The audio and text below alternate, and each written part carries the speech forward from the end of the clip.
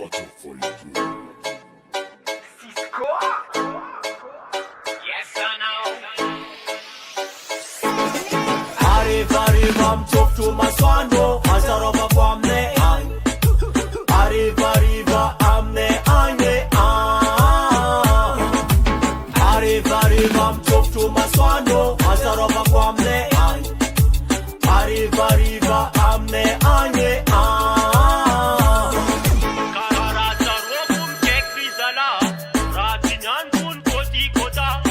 Ano komisawe, zengampia kutelu, ano komisidim, zengan kite ukulu. Na hino kitona, na hino kiata Tunyan kunti si tarara, tinino tinaka Dumbera hel, panotonga zeng matarara Harivariva mchoftu maswando, Asarova kwa mne ay Harivariva amne anye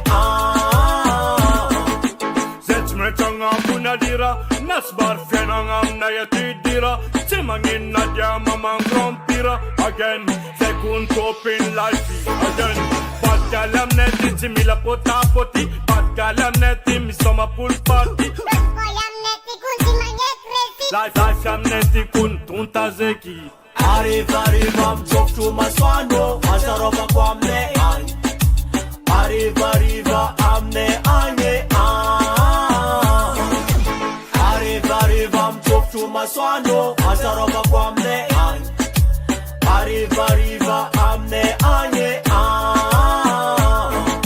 Welcome to Ngasua nowadays That life and auto jam n'espèce Tana na ne réputé ma fana Anom tad ninch mtuta ramena Bala no ma adbultako, Udipoka anya no mandalo ambitiko, Aluananda disco, Mandalova Angala undam baratonako, Avio mijutu moram recall better, Nightclub favori new bara, Mandalo ele no ma adnetancel, Ambatikam wala nis nouvelle hotel. My body is welcome to Penis, Ambanda Kunza Monday Jesus.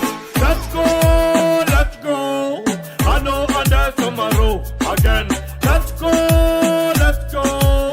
know under tomorrow. Arava mama, wisdom now, welcome and other fun. Nagam tanana.